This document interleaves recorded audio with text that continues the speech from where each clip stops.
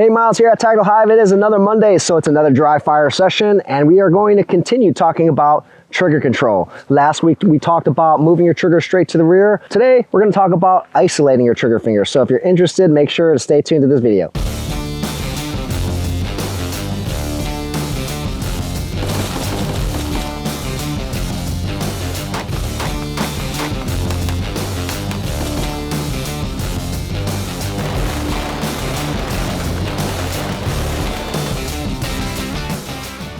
All right, so we talked about one of the key principles last week, and that was moving your trigger finger straight to the rear. Something that we've alluded to in previous videos, but now we're going to hyper-focus on today is the next principle, and that is to isolate the movement of your trigger finger. Meaning, when you squeeze the trigger or when you make the gun go bang, all you want to move is just your trigger finger.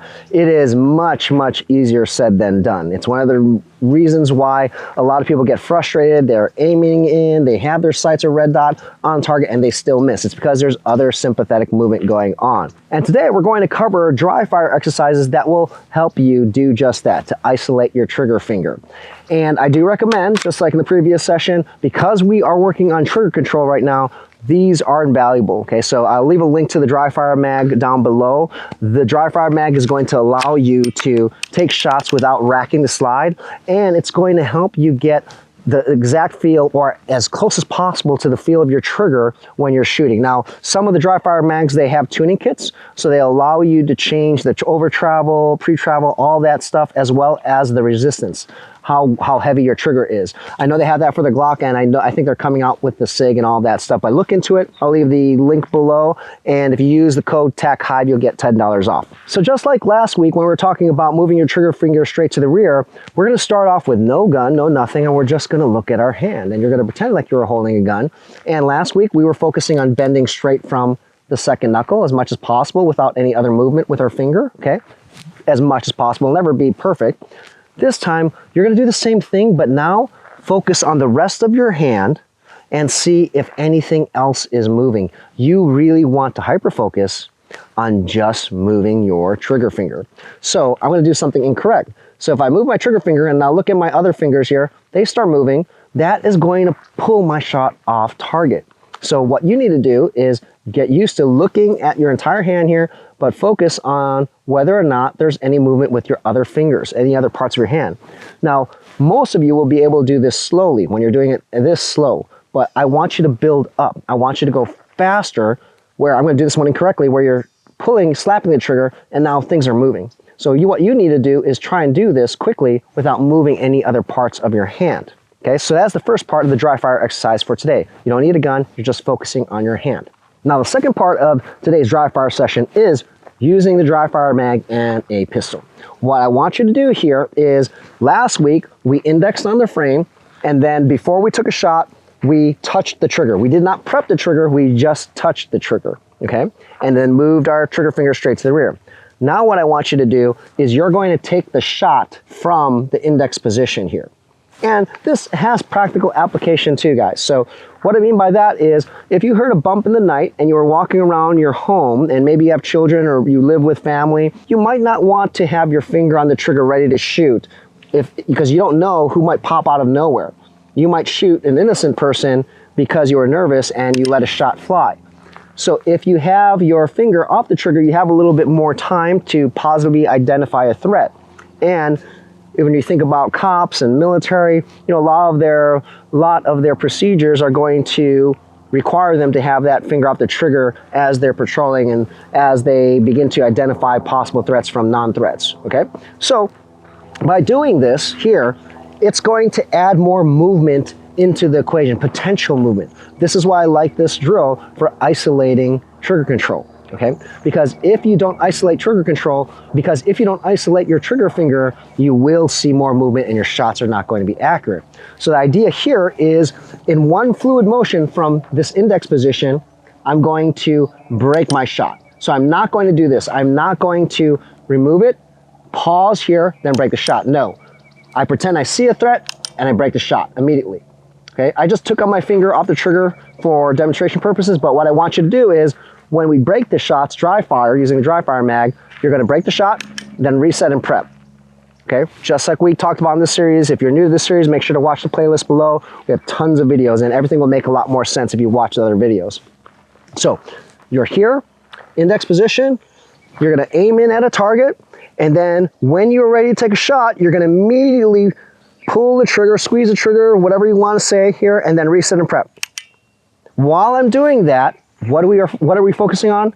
We're looking at whether our red dot or our sights moved. If they did, that means it may not have been a good rep. If you see movement, your goal is to minimize that movement, ultimately with the goal of having no movement whatsoever. So I'm here, I'm looking at my target, whatever I want to shoot at home, wherever you're doing your dry fire session, you're in the index position, you're patrolling around, moving around here, you see a threat, now you're going to break the shot. At first, just isolate, you don't have to move or anything like that. I'm going to break the shot immediately, then reset and prep, paying attention to any dip. If there was a dip, you're looking for improvement.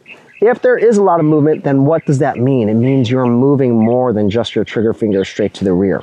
And now you have to hyper focus. If you see a lot of movement, I'm gonna exaggerate. So I'm here, I see this.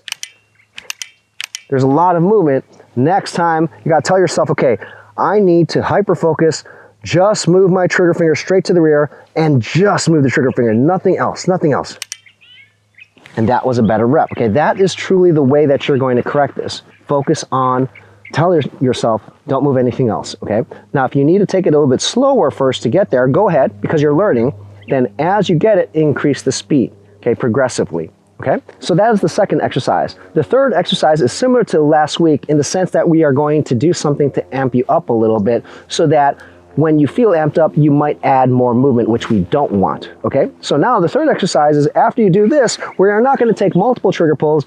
Now what we're going to do is we want to do target transitions. So I'm gonna give you two variations. You can do target transitions where I move here and then immediately I pick another target somewhere else and then I keep my finger indexed. Immediately, once I move to that next target, I wanna break the shot immediately. Okay, once my sights are on that next target. So imagine this is a target and you're a target here, okay? So this is the wrong way to do it. My finger is still indexed. This is the wrong way to do it. See how there was a long pause? What I want to do is this. I look at my next target here, immediately. Now when I break the shot from that index position, I'm going to pay attention to whether my sights moved or not, okay? And that is another way, again, to amp ourselves up to ensure that we're moving just our trigger finger. And if there is movement, you know what to do already. Self-correct, make sure that you're hyper-focusing. Another variation, I don't have the targets with me right now, are to use laser targets or some kind of visual stimulation where a target lights up and then that forces you to look at that target, then you're gonna break the shot. I'll leave a link below to some of those targets that do that, okay? So I don't have it here. This is more for those who want to, buy other training tools. I'll leave a link below for it. And there's lots of different variations, but the idea is, let's say you're one of those laser targets and I'm pointing here and I look for a laser target to light up. Immediately I'm going to point to that, I'm gonna look to that laser target and move and then break the shot from the index position. Once again, that's just amping ourselves up. That's adding more variables to the equation to ensure that I move just my trigger finger. When I'm surprised by that light, I'm gonna move my gun towards the light, break the shot immediately. I don't wanna pause and pay attention to my sights. All right, so those are 3 dry fire exercises that are going to help you take the next step in improving your trigger control, and that's isolating your trigger finger. Just using your hand, just to isolate the trigger finger. Second, using a dry fire mag, shooting from the index position.